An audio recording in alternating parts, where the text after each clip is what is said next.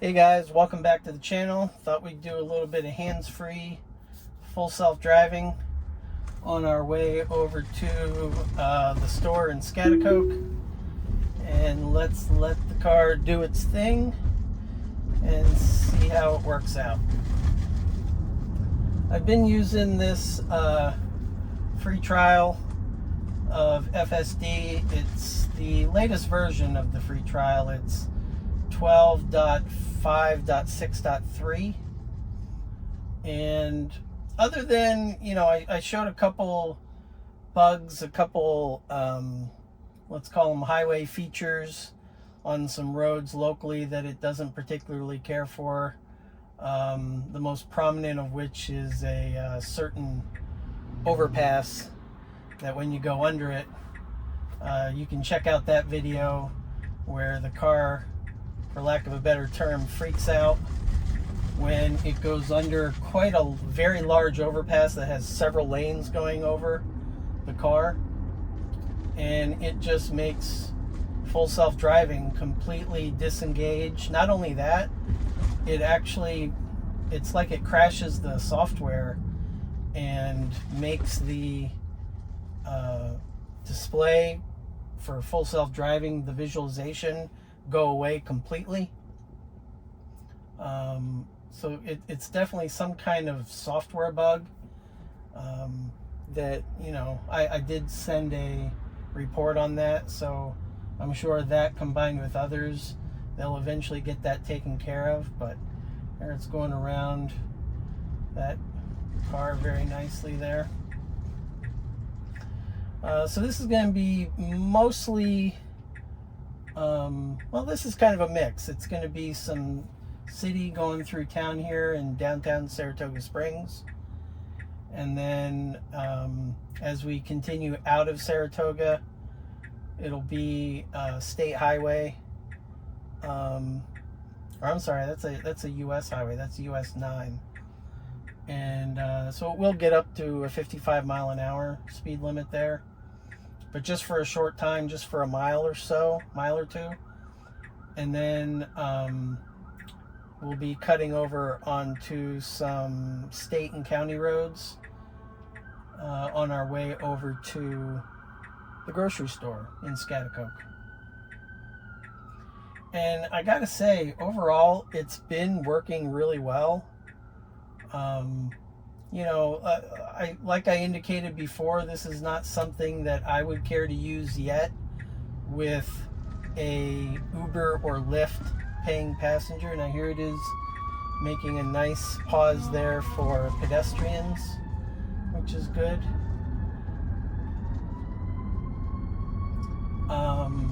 Definitely have some activity going on,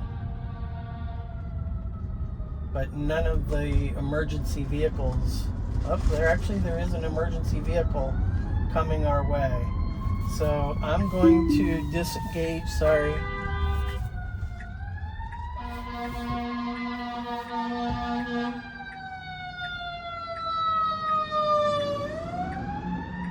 Just to get around that emergency vehicle. I'm not going to count that as a disengagement per se,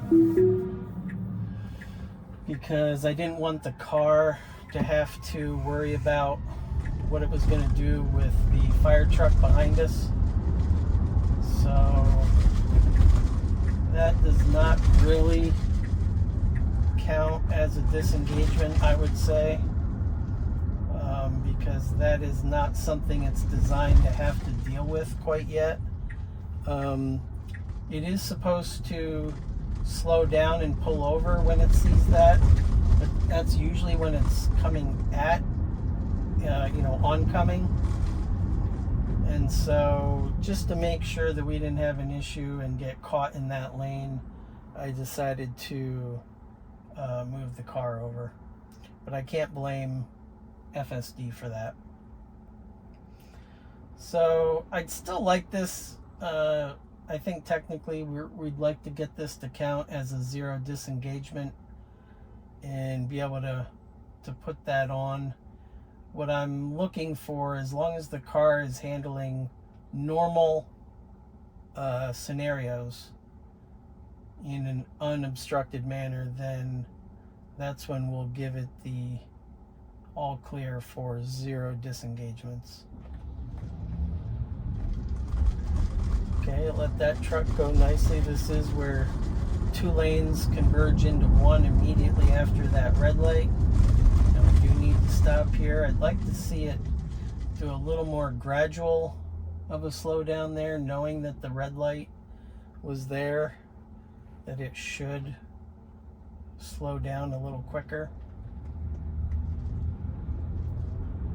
That's actually a red light that is almost never red. It's really only for pedestrians to cross there, and that's not a very common spot for pedestrians to cross in my experience.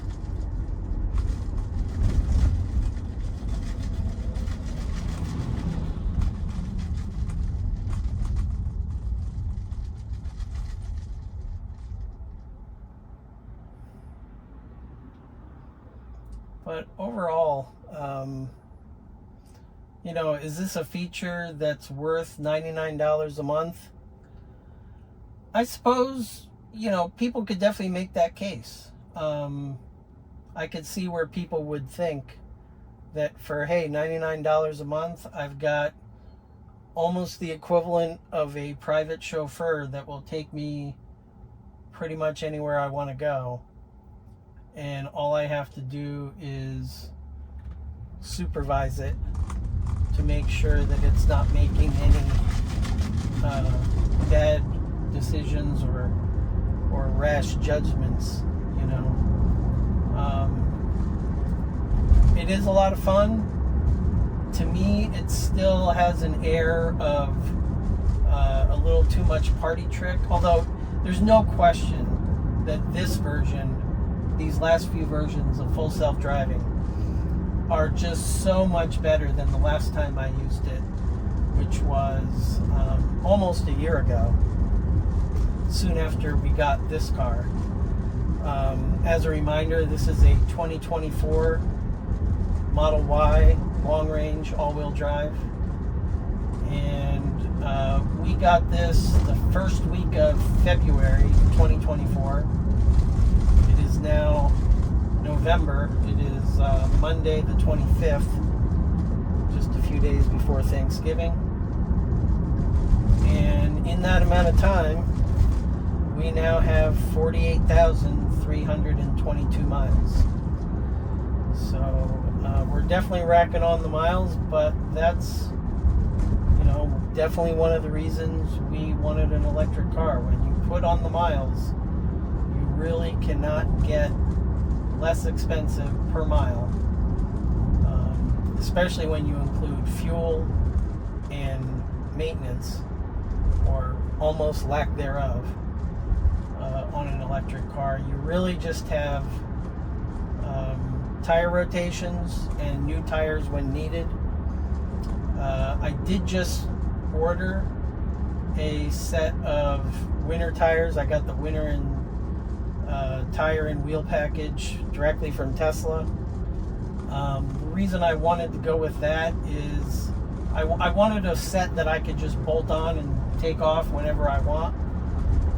I do my own tire rotations at home in the garage.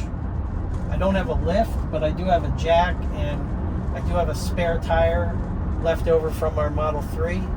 So what I'm able to do is use that spare tire to help me rotate tires whenever I need to do that. And I'll also use that to help me, well, actually, when I put on the winter tires, I'll be able to just take each one of the summer tires off and put a winter tire right on. That'll be super quick and easy. The other reason I ordered it from Tesla was it really was not a cost savings by the time I would get an alloy wheel, which is what I really prefer on these vehicles. I could have gone the steel wheel route, and I considered that, but actually when I was looking at Tire Rack, they did not even offer a steel wheel for this car. I know they're available. So, but by the time I got a steel wheel at, you know, a third-party tire shop, and then got and this car uses 19-inch wheels as the stock wheels. By the time you get the 19-inch steel wheels and then the 19-inch winter tires, and then a set of hubcap covers, you were within a couple $100 of just getting the actual set from Tesla, where it's a nice alloy wheel, plus it's the exact same alloy wheel that's on this car already as the summer set. I'll be able to use my aero covers on those winter wheels as well, and give myself that extra 4 or 5% boost in range by using my aero cover hubcaps. And so I thought, for a couple $100, I might as well just go with, okay, now it's getting over to the left lane here, which is good, because in a couple miles, like I say, we're going to be making a left and going on some county and state roads over to Schaghticoke. And so anyway, that was my decision tree, basically, for whether to go with I could have gone with a steel wheel setup. I could have gone with what I thought would be a cheaper alloy wheel setup, but even those there was no price difference whatsoever, even on Tire Rack, to just get a cheap set of alloy wheels, ones that I would at least want, something in a silver or dark gray, nothing outlandish or crazy or with a million little spider spokes or anything. I just wanted something, classy as a alloy wheel. By the time I got those, plus the winter tire package all put together, it literally was the same price as just getting the set directly from Tesla. So it kind of made it a no-brainer. I like having the aero covers. I run those year-round, pretty much. You could make the argument that around town, which is what most of my Ubering would be, would not make a huge difference whether I had the aero covers or not. But my Uber and Lyft trips of preference, my trips of choice, are the longer trips that involve highway miles. I really prefer the longer the better, frankly, when it comes to those trips. They pay better. You have fewer people in and out of the car. It's less wear and tear that way. And yes, on the long trips back, 99 times out of 100, I'm going to be coming back empty. But that's already, for me, that's already priced in to the trip, the one-way trip already. So what I've kind of leaned towards is the longer trips, which the aero wheels do come in handy for that. So once in a while I'll run without the aero covers, but for the most part I do leave them on year round. I definitely have them on for any summer trips we make down south, or vacation trips and whatnot.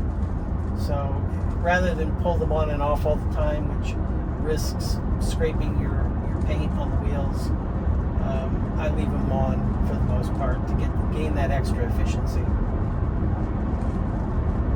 So we are on standard mode, by the way, with FSD. I do have a 10% offset that it's allowed to go above the speed limit. So at the most, it should only hit about 60 on this stretch, which is exactly what I would go here. This is a 55 mile an hour. The most I would go here is 60, especially considering we're about to make a left turn up here in just a quarter mile anyway.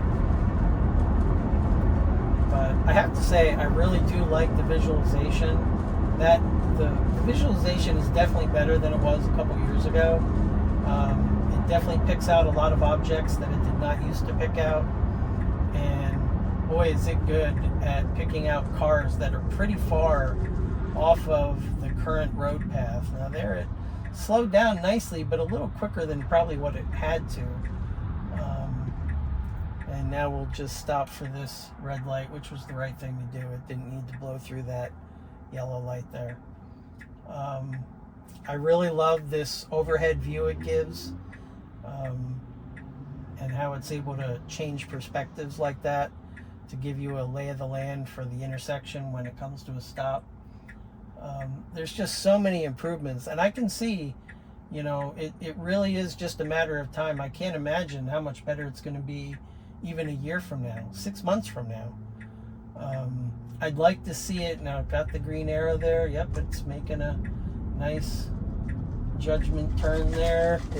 It could see that there was a car in a turning lane over, or in the right-hand lane over there, that wasn't quite coming to a stop, and it still was creeping out into the intersection, knowing and calculating that car would stop at the intersection there, and it did. So we kept going.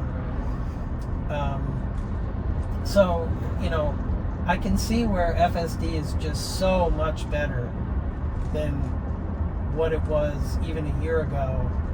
And the first time I tried FSD was with our Model 3, which was, oh boy, we got that in 2019. I believe we had a free trial of full self-driving.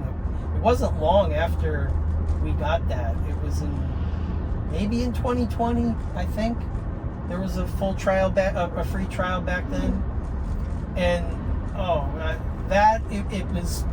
it was all party trick and no, not a whole lot of seriousness to it. It was very jerky about where it would turn and not turn.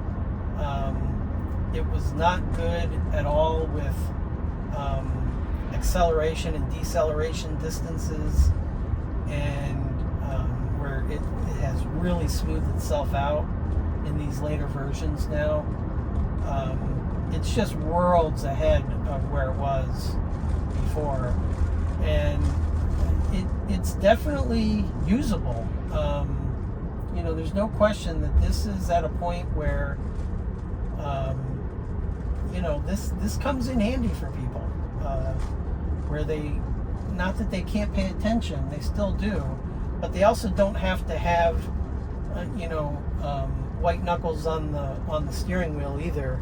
We can just kind of relax and just pay attention like a normal person would, without having to worry about, am I missing my turn, or that kind of thing. The car, with the navigation going, it's not going to miss a turn. It's not going to forget about turning at a certain red light, or no matter what kind of thing you have going through your mind at the time, where by yourself it might be easy to miss a turn when you're thinking about something or reading something or whatever.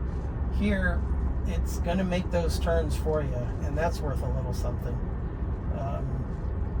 We've all missed a turn that we meant to take sometimes, especially on a road trip. You might miss an exit, or miss a fork or something. Now here, this is a 35 mile an hour zone. It's going 35. I do have one car right behind me. I wish it's going up a couple miles an hour here. I'd like to see it go a little quicker than this on this stretch.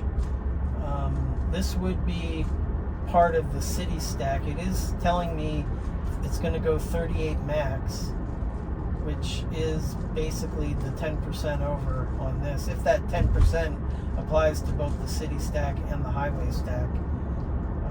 I'm not 100% sure on that. I thought that was more of a highway thing, but maybe it applies everywhere. I could dial it up, but I'm gonna leave it with 0 interventions. Got a couple cars behind me, but it's not the end of the world.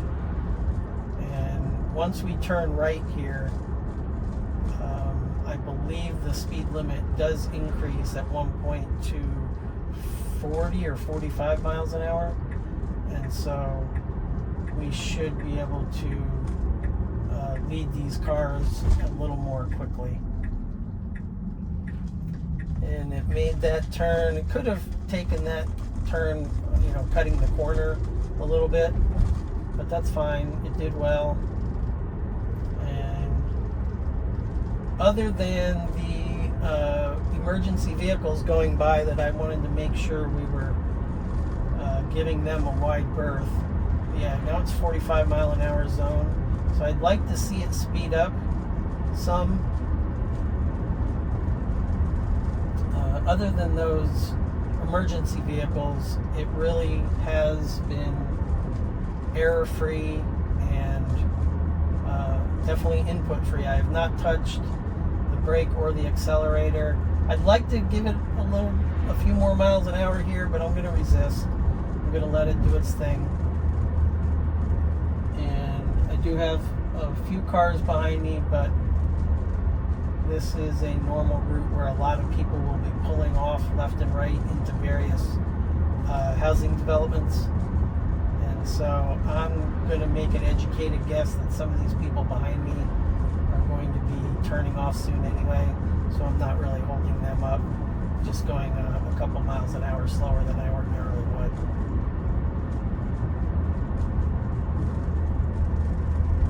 It is a lot of fun though, I have to admit. It's just amazing, you know, that any Tesla that somebody buys today, that you can do this. Any Tesla, you can already give it your destination before you even get in the car. You could bring up a Google map and send that to the car right from your phone. And then when you get in the car, all you've got to do is put it in drive, and the car will take you where you indicated on the best path, the quickest path, I should say. And this being an actual Google map, it does run off of a legitimate Google map that's customized for Tesla. It's usually pretty good about picking the best route to your destination, taking into account things like construction, traffic conditions, etc. It does take those into account. And I have it'll pick a different route if it can find another route that saves at least 10 minutes getting to your destination. So if it finds construction or, you know, super heavy traffic or some kind of slowdown that's going to cost you 10 minutes or more, it will go ahead and reroute around that in the most efficient manner it can. So there are times that I've actually overridden that to my own detriment. I remember one time being on a road trip to North Carolina, and it really wanted us to not stay on 81 for a certain stretch, like take a shortcut off of 81. I think it was 81 south, getting onto 77 there at the bottom of Virginia, I-77. And I was like, no, we're not getting off there. And it never occurred to me that there might have been some kind of slowdown ahead. And sure enough, we got stuck behind some major construction. And I should have listened to the car. I should have allowed it to reroute us around the slowdown, and I didn't. And it cost us, 20 or 30 minutes of a slowdown. So let's see here. Okay, it's coming to a stop. Yeah, that's good. That's a good pace to slow down at. It will go to 0 because FSD right now anyway is mandated to come down to 0 miles an hour at a stoplight or stop sign. 99.999% of people, at least maintain a tiny bit of a roll there at a stop sign or stoplight that has 0 oncoming traffic. And at first, that's what FSD was programmed to do as well, but then it got in trouble with NHTSA, I believe it was, NHTSA, and they said, nope, the rule is you come to a complete stop. So that's, at least for now, that's what full self-driving will do. Even though people don't come to a full stop at a stop sign usually, when there's no oncoming traffic. This will. It is the safest way. It is the law. And so FSD will obey the law.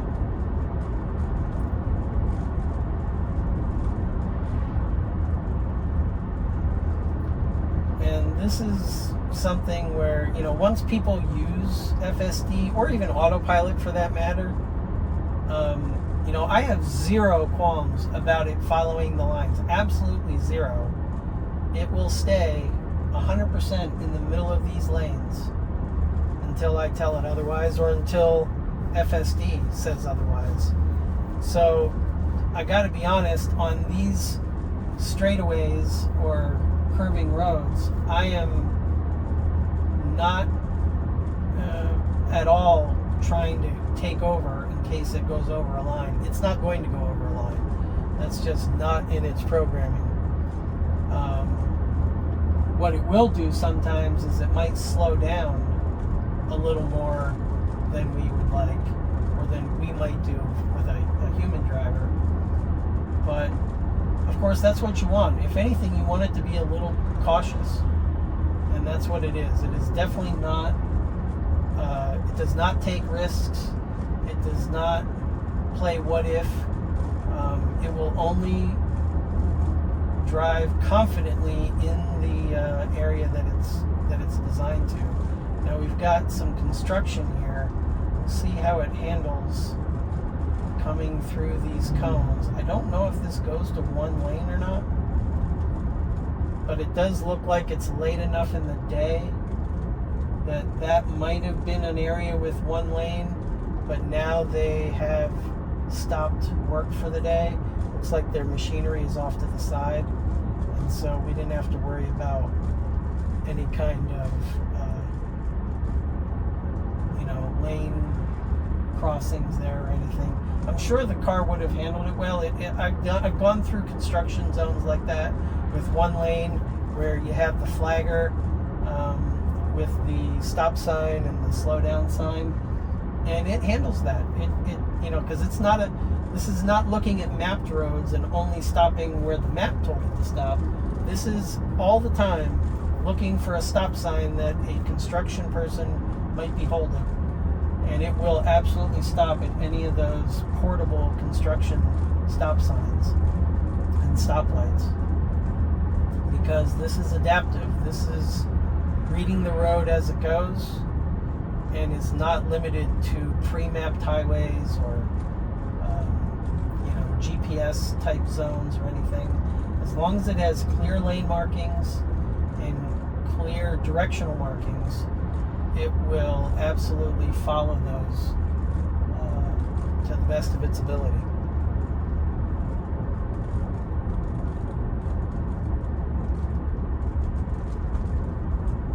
And I have used FSD with snow on the ground, as long as those lines are visible, and they don't have to be 100% visible. They just have to be mostly visible. The car just has to be able to make them out through the snow. And if there's some sections where it's covered up with snow, as long as it picks right back up and is visible again, the car is perfectly happy with that and will maintain itself between those lines. And autopilot, you're back down one level from FSD to autopilot, that's still absolutely no problem. Same thing happens. It's just that on autopilot, it's not designed to stop at stop signs and stoplights. So autopilot is usually best reserved for strictly highway driving. And I use it probably 10 times a day. Now we really do need to kind of creep out, and the car is going to. Now we've got a car oncoming here from the right. But it does have the clear way. Yeah, so that's one where, it came to a stop well, but it should have come to a stop about, 8 to 10 feet farther up than it did, so that it's able to peek around the corners a little better. Instead, it kind of did a little two-step process, which is fine. Again, it's being conservative and making a right here. It really should just keep going. It's a yellow blinking light, but it is one where cars just keep on merging to the right without any hesitation, really. There's no reason to hesitate.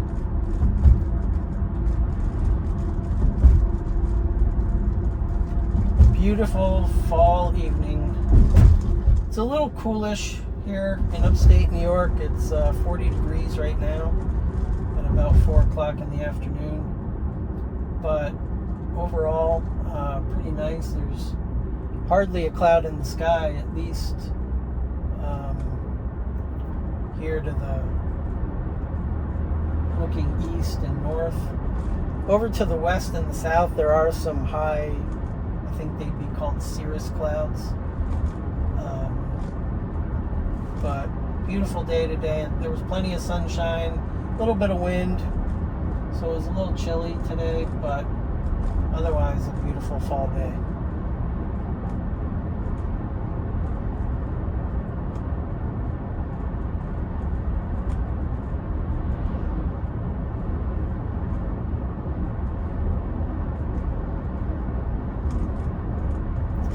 And I'm not sure why it thinks the speed limit is 25 on this stretch. I believe it's a 45 mile an hour speed limit, and it goes to 50 or 55, I believe, up here at the top of a hill. But it is maintaining a speed that I would use here. So it's listing that it's going to go 46 max. I wonder if that's based on the percentage increase that I have on it. But this is a speed that I would go on this road. I believe it is a 45 mile an hour zone. People really do fly through here at 50, 55, even 60, which is getting a little quick going through here. This is a sod farm. So beautiful pastures of perfect green grass, and they farm this lawn, and a couple times a year they scoop it up and they sell it, and people end up with a beautiful manicured sod lawn.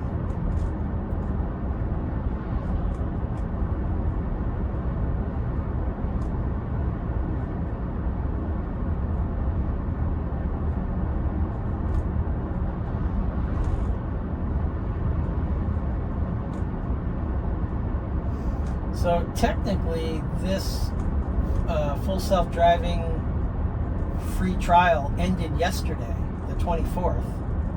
Today is the 25th, and I had a hunch that FSD might still be active on the car when I got up this morning, and sure enough it was. I've seen that before when they promise that you'll have a free trial up to a certain date. It usually doesn't go away until, I seem to remember, late in the evening the following day. So my guess is maybe 6, 8 o'clock this evening, maybe later, the car will revert back to strictly autopilot as its driver assistance, and which is fine. That is perfectly good enough for me. I use it 10 times a day in my normal driving, especially when I'm on Route 7 or I-87, or if I make any other long distance drive where I don't have to worry about stoplights and stop signs. If you're just on a nice highway of some type, autopilot it works wonders. It keeps you right in the middle of your lane, keeps you back from the cars ahead of you, whatever distance you prefer to set. The distance numbers go from 2 to 7. It's not really car lengths, that's kind of how people refer to it. I think it's more of a how many seconds behind.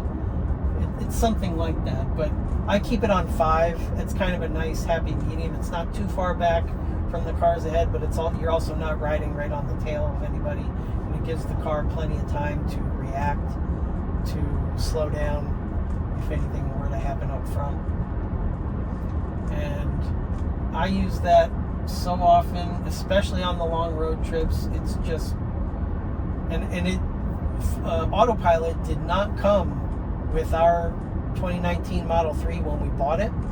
Ours was an early model in 2019. We got that in March, want to say it was like the first week of March in 2019. Sure enough, in true Tesla fashion, it was only about 6 weeks later that autopilot became standard on all Teslas. And so if we had just waited 6 weeks, we would have had free autopilot. As it turns out, a few years later, when we were going to be making a long road trip down to Florida, we decided to go ahead and spring for autopilot. Back then, when you had to buy it, it was $3,000. And, you know, $3,000 is a lot of money, but I'll tell you, the amount of convenience that brings to you on a long road trip, the way I looked at it was, you know, the same experience as when you're flying to Florida, where you don't have to worry about the stoplights and the traffic and the you know, you're trying to keep yourself in your lane lines for 900 miles, and when you don't have to worry about all of that and you don't get to your destination just all frazzled, I'll tell you that $3,000 was totally worth it for that trip. And the cool thing was I got to keep it for the rest of it. The rest of the time we had that car. So now it is turning here into this parking lot for the shopping center, and I'm not 100% sure where it's going to decide to park. It's probably just going to bring us over right in front, which is perfect, and then I'll go ahead and park it.